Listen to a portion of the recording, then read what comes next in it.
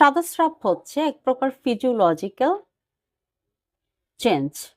মেয়েরা যেরকম প্রতি মাসে মাসিক হয়, ঠিক তেমনই হোয়াইট ডিসচার্জ হয়, অর্থাৎ সাদা স্রাব হয়।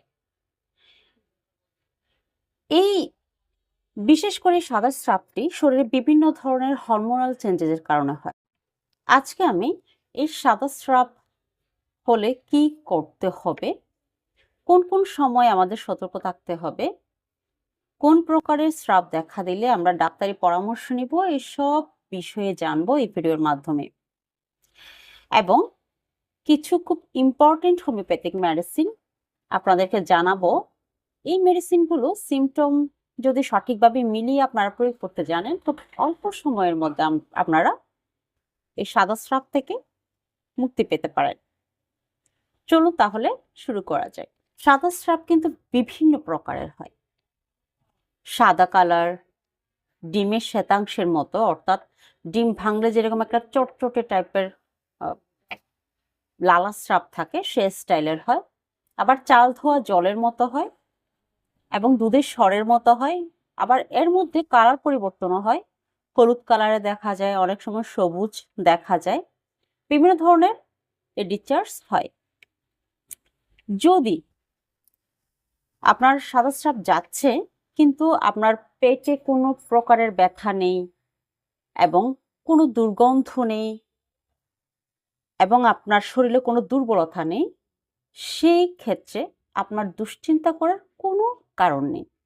কিন্তু আপনি যদি দেখেন আপনার সাদা স্রাবে অতিরিক্ত পরিমাণ হচ্ছে সাদা স্রাব, সেই সাথে আপনার তলপেটে ব্যথা করছে, শারীরিকভাবে দুর্বল হয়ে পড়ছেন এবং মাথা ঘুরাচ্ছে, দিনে শুকিয়ে যাচ্ছেন এবং দেখা যাচ্ছে আপনার সাদা স্রাবের পরিমাণ বেশি হওয়ার কারণে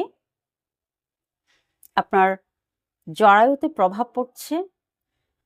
আবার অনেক সময় দেখা যায় এই সাদা স্রাবের জন্য ভ্যাজাইনালে প্রচণ্ড পরিমাণে চুলকুনি থাকে, চুলকুনির পরে জ্বালা হয় এবং অনেক সময় দেখা যায় হলুদ কালারের সাদা স্রাব, আবার অনেক সময় দেখা যায় সবুজ কালারের সাদা স্রাব। যদি এই ধরনের ডিফারেন্স কিছু দেখা যায় এবং দুর্গন্ধযুক্ত হয়, সেক্ষেত্রে অবশ্যই আপনাদের সাথে সাথে ডাক্তারের পরামর্শ নেওয়া উচিত। এতে কিন্তু জরায়ু ইনফেকশন হওয়ার সম্ভাবনা বেশি থাকে, আর এই প্রবলেম যদি একবার হয় সেটি যাওয়ার পরেও বারবার হওয়ার সম্ভাবনা থাকে। আর এই জন্যই আজকে আমি খুব টপ গ্রেডের কিছু হোমিওপ্যাথিক মেডিসিন আপনাদের জন্য নিয়ে এসেছি আলোচনা করার জন্য। যদি এই মেডিসিনগুলো আমি যে সিমটম বলবো সেই সিমটমের উপর ডিপেন্ড করে আপনারা প্রয়োগ করতে জানেন, সুন্দরভাবে এবং খুব অল্প সময়ের মধ্যে হোয়াইট ডিসচার্জ থেকে আপনারা মুক্তি পাবেন। তাহলে চলুন সরাসরি মেডিসিন থেকে শুরু করছি। আমার প্রথম মেডিসিন হচ্ছে অ্যাগনাস কাস্টার। অ্যাগনাস কাস্টার এই মেডিসিনটি যারা খুব দুর্বল হয়ে যায়, স্রাব যেতে যেতে খুব দুর্বল প্রকৃতির হয়ে যায় এবং একদম পাতলা হয়ে যায়, শুকিয়ে যায়, তাদের যদি হলদে রঙের দাগ বসে স্রাবে, আপনি খেয়াল করবেন যখন সে আপনার স্রাব যাবে, আপনার যে প্যান্ট পরেছেন বা যে কাপড় পরেছেন আপনি, ওখানে একটা হলদে রঙের দাগ বসে যাবে। স্রাব যেখানে পড়বে সেখানে হলদে রঙের দাগ বসে যাবে। যদি হলদে রঙের দাগ হয় এবং রোগিনী খুব দুর্বল হয়ে পড়েন, রক্তশূন্য হয়ে পড়েন, সবসময় মাথা ঘোরায়, ক্ষীণকায় হয়ে পড়েন, সেই ক্ষেত্রে অ্যাগনাস কাস্টার 30 CH পোটেন্সি আপনারা দিনে 3 বার 2 ফোঁটা করে, সকালে 2 ফোঁটা, দুপুরে 2 ফোঁটা, রাত্রে 2 ফোঁটা, সম্পূর্ণ খালি পেটে খাবারের মিনিমাম আধা ঘন্টা আগে মেডিসিন সেবন করবেন। 15 দিন একটানা এই মেডিসিন সেবন করবেন। খুব সুন্দরভাবে 15 দিনের মধ্যে আপনি এই মেডিসিনের রেজাল্ট পাবেন। তবে অবশ্যই সিমটম মিলতে হবে। স্রাব যেখানে যেখানে লাগবে সেখানে হলুদ কালার বসে যাবে, হলুদ একটা আভা বসে যাবে এবং রোগিনী খুব দুর্বল ও ক্ষীণকায় দেখাবে, রক্তশূন্য দেখাবে, সবসময় তার মাথা ঘুরাবে এবং কোনো কাজে তার মন বসবে না, খুব দুর্বল প্রকৃতির হবে। এই সিমটমটা যদি সঠিকভাবে মিলিয়ে আপনারা মেডিসিন প্রয়োগ করেন, তাহলে খুব সুন্দরভাবে আপনারা 15 দিনের মধ্যে কিন্তু এই মেডিসিনের রেজাল্ট পাবেন। এরপরে যদি আপনারা পাওয়ার চেঞ্জ করেন, 200 CH পোটেন্সি পাওয়ার নেবেন, সকালে 2 ফুটা সম্পূর্ণ খালি পেটে, রাত্রে 2 ফুটা সম্পূর্ণ খালি পেটে, এবং এই 200 সিএইচ পোটেন্সি আপনারা 1 সপ্তাহ পর্যন্ত প্রয়োগ করতে পারেন। এর পরবর্তীতে আশা করি মেডিসিনের প্রয়োজন হবে না। এরপরেও যদি আপনারা মেডিসিন প্রয়োগ করতে চান, সেক্ষেত্রে অবশ্যই ডাক্তারের পরামর্শ নেবেন। তবে আমি আজ পর্যন্ত এই মেডিসিনটি যাদের দিয়েছি সিমটমের উপর ডিপেন্ড করে তাদের দ্বিতীয়বার মেডিসিন প্রয়োগ করতে হয়নি। 15 দিনের মধ্যে 30 সিএইচ পোটেন্সিতে কিন্তু এই প্রবলেম সলভ হয়ে গেছে। আমার দ্বিতীয় মেডিসিনটির নাম হচ্ছে সালফার। সালফার সালফারের যে সিমটমগুলো বলবো, সিমটমগুলো মনোযোগ সহকারে শুনবেন। প্রথমত, সালফারের রোগীরা অপরিষ্কার অপরিচ্ছন্ন থাকে, ওরা কন্টিনিউ স্নান করে না, খুব নোংরা প্রকৃতির হয়, হাতের তালু পায়ের তালুতে তাদের জ্বালা থাকবে, অনেক সময় মাথার তালুতেও জ্বালা দেখা যায়, এবং ডিসচার্জ যেখানে হয় সেখানে প্রচণ্ড পরিমাণে চুলকোয়, চুলকুনির পরে জ্বালার অনুভূতি হয়। সেই ক্ষেত্রে আপনারা সালফার 30 সিএইচ পোটেন্সি সপ্তাহে 3 দিন সেবন করতে পারেন। সপ্তাহে 3 দিন সকালে সম্পূর্ণ খালি পেটে, খাবারের মিনিমাম আধা ঘন্টা আগে।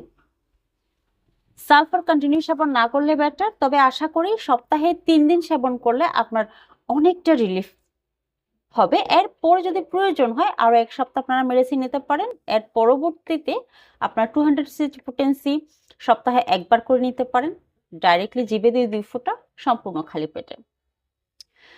আমার তৃতীয় মেডিসিনের নাম হচ্ছে অ্যালোমিনা। অ্যালোমিনা যে স্রাবের ধরন, সেটা প্রচুর পরিমাণে স্রাব যায় এবং স্রাবটি একদম তরল প্রকৃতির, এবং যখন স্রাবটি যাবে একদম পা গড়িয়ে পড়বে, এই ধরনের পাতলা হয় এবং প্রচন্ড পরিমাণে দুর্বলতা থাকে, কোষ্ঠকাঠিন্যের সমস্যা থাকে। তাহলে অ্যালুমিনার 200 সিএইচ পোটেন্সি দিনে 2 বার আপনারা একটানা 1 সপ্তাহ প্রয়োগ করতে পারেন, সকালে 2 ফোঁটা, রাত্রে 2 ফোঁটা, এভাবে। এরপরেও যদি ক্লিয়ার না হয় তাহলে আপনারা 1 সপ্তাহ বন্ধ রেখে আবার 1 সপ্তাহ প্রয়োগ করতে পারেন। এইভাবে আস্তে আস্তে যখন চলে যাবে তখন মেডিসিনটি বন্ধ করে দিবেন। খুব সুন্দরভাবে রেজাল্ট দিবে এই মেডিসিন। আর চতুর্থ মেডিসিনের নাম হচ্ছে বোরাক্স।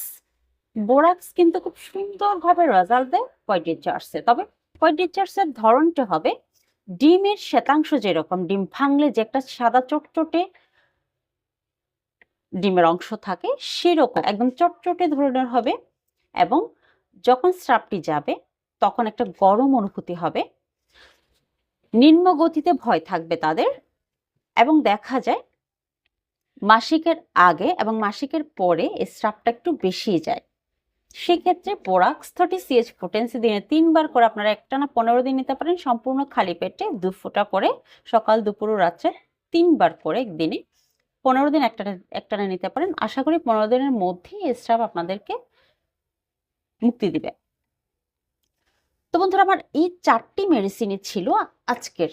এই মেডিসিনগুলো যদি আপনারা সঠিকভাবে সিমটমের উপর ডিপেন্ড করে প্রয়োগ করতে জানেন, তাহলে খুব অল্প সময়ের মধ্যে আপনারা স্রাব থেকে মুক্তি পাবেন। তবে আমার কিছু কথা আছে, যেমন আমাদের ব্যক্তিগত পার্সোনাল যে হাইজিন, অর্থাৎ ব্যক্তিগতভাবে যে পরিষ্কার পরিচ্ছন্নতা আমাদের থাকা দরকার, সেটা অবশ্যই আমাদেরকে মেনটেন করে চললে, অবশ্যই আমাদের স্রাব থেকে মুক্তি পাওয়া সম্ভব। প্রত্যেকেরই উচিত ব্যক্তিগতভাবে নিজেদের পার্সোনাল হাইজিন মেনটেন করা। স্রাব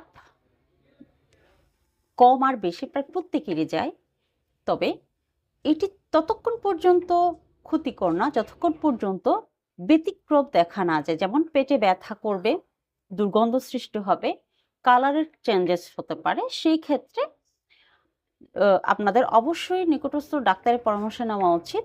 তবে সেই পর্যন্ত না যাওয়ার আগে যদি আমরা পরিষ্কার পরিচ্ছন্নতা বজায় রাখতে পারি, তাহলে স্রাব আমাদের মুক্তি দিতে পারে। আমাদের নিজেদের কারণে কিন্তু আমরা অনেক সময় এই প্রবলেমে ভুগি। এটাকে অনেকে লিকুরিয়া বলে। লিকুরিয়া থেকে কিন্তু গনোরিয়া হওয়ার সম্ভাবনা সব থেকে বেশি থাকে। বিশেষ করে যাদের সবুজ কালারের স্রাব দেখা যায়, তাদের খুব ছোট ডাক্তারি পরামর্শ নেওয়া উচিত। এটি কিন্তু গনোরিয়ার একটা লক্ষণ।